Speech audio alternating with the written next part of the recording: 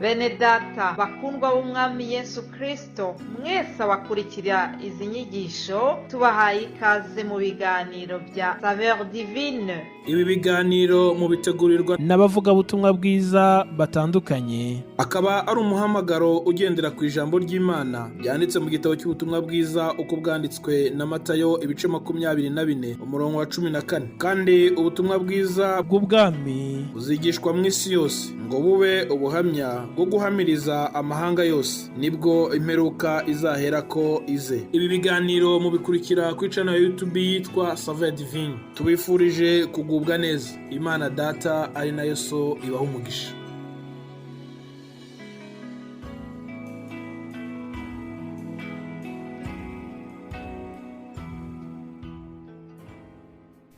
Yesu ashimwe bakundwa bene data, nshuti mwese abakurikira ibi biganiro bya Saveur Divine.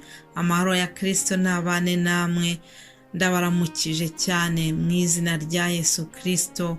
Ndanezerewe kuza gutangira iki cyumweru mbasangiza ijambo ry'Imana.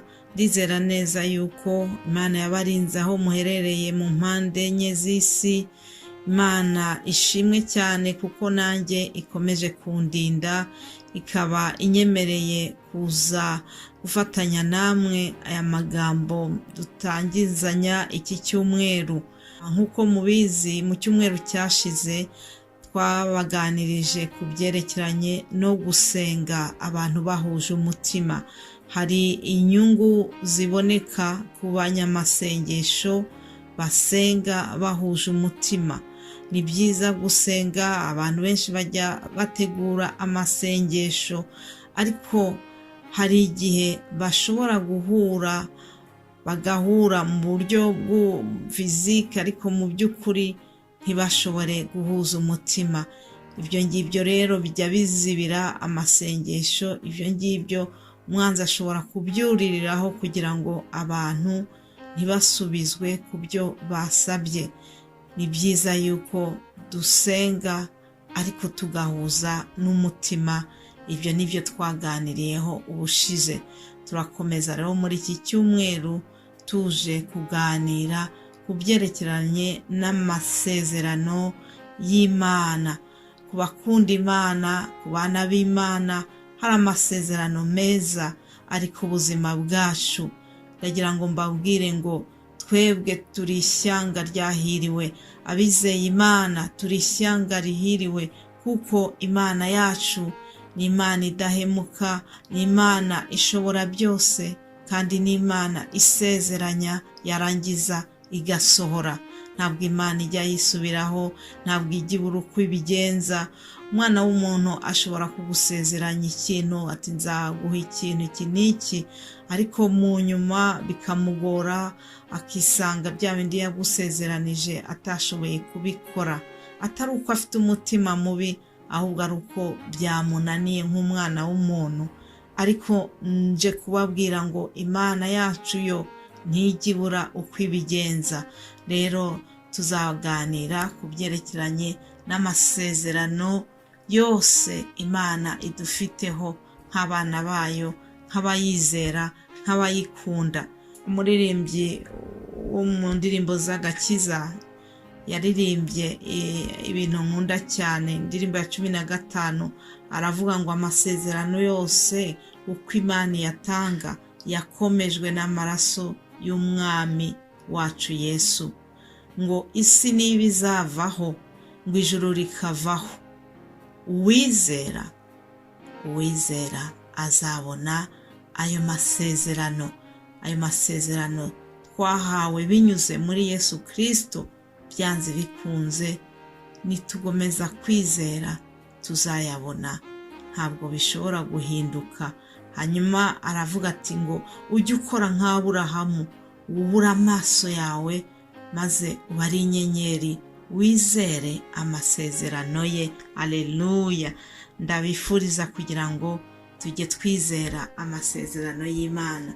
Birashoboka yuko ari amasezerano wabwiwe igihe wari uri mu mwanya wo gusenga. Birashoboka ko ari amasezerano wahawe binyuze mu nyigisho iyi n'iyi, ukomeze uyategereze, ntagire ikiguca intege, ukomeze urindire isezerano Imana yaguhaye. Komeza wizere, komeza utunganire Imana, nayo izaguha ibyo yagusezeranije. Si umuntu ngo yibeshye, icyo yavuze byanze bikunze iragisohoza. Ibyo niko byagenze kuri Aburahamu, ibyo niko byagenze kuri Yosuwa, uko niko Imana yabigenje kuri Dawidi. Biriya byose yari yarabasezeranije, yarabibahaye. Reka twumve, reka dusome gatoya amagambo tubona muri Yosuwa 21 umurongo wa 43. Yosuwa 21 umurongo wa 43 handitswe ngo, uko niko Uwiteka yahaye Abisirayeli igihugu cyose yasezeranyije basekuruza babo, baragihindura baturayo. Uwiteka abaha ihumure impande zose nk'uko yasezeranyije basekuruza babo. Nta muntu n'umwe wo mu babisha babo bose wabahagaraye imbere, ahubwo Uwiteka abagabiza ababisha babo bose. Umva uyu murongo wa 45 ariyo ngomba ko ufata mu mutwe cyane, ngo nta jambo ryiza na rimwe mu y'Uwiteka yasezeranyije ubwoko bw'Abisirayeli ryakutse, ahubwo byose byarasohoye. Aleluya, Imana ishimwe, ngo byose byarasohoye, nta na kimwe kitasohoye. Mwene data wowe uri kunyumva, bya bindi byose Imana yavuze ku buzima bwawe byanze bikunze bizasohora. Nubwo wahura n'ikibazo iki n'iki, nubwo Satani yaguteza uburwayi, nubwo Satani yaguteza kwiheba biturutse ku mpamvu izi n'izi, ndagira ngo nkubwire ngo uko byagenda kose uhumure, ntutinye. Ibyo Uwiteka yasezeranije byose izabisohora ku buzima bwawe. Uwiteka afite umugambi mwiza kuri twebwe, ibyo yifuza kutugirira ngo ni ibyiza gusa, si ibibi. Aleluya. Bibiliya, ijambo ry'Imana ryuzuyemo amasezerano menshi meza ya Data twese ku buzima bwacu. Munyemerere turangirize kw'iri sezerano Imana iduha irunyujije mu muhanuzi wayo Yesaya 41 umurongo wa 10. Duhereye ku murongo wa 10 haranditse ngo, ntutinye kuko ndi kumwe nawe, ntukihebe kuko ndi Imana yawe, nzajya ngukomeza, ni koko nzajya ngutabara, kandi nzajya nkuramiza ukuboko kw'iburyo ariko gukiranuka kwanjye. Aleluya. Imana Data twese iraje ikubwiye muri iki gitondo gitangira icyumweru, irakubwiye ngo nshuti yanjye, mwana wanjye, witinya, ndi kumwe nawe, ntuhangayike, ntubunze imitima, ntiwihebe. Imana yawe ije kugukomeza, Imana yawe ije kugutabara muri bya bindi ubona bikubereye nk'imisozi. Imana izabifata ibihindura amataba, maze nawe uyizamurire icyubahiro, uyishimire, uvuge ngo nabonye Imana, uvuge ngo hahandi data na mama batabaye, bya bindi umugabo cyangwa umubyeyi wanjye atari gushobora, Imana yonyine niyo yabikoze. Aleluya.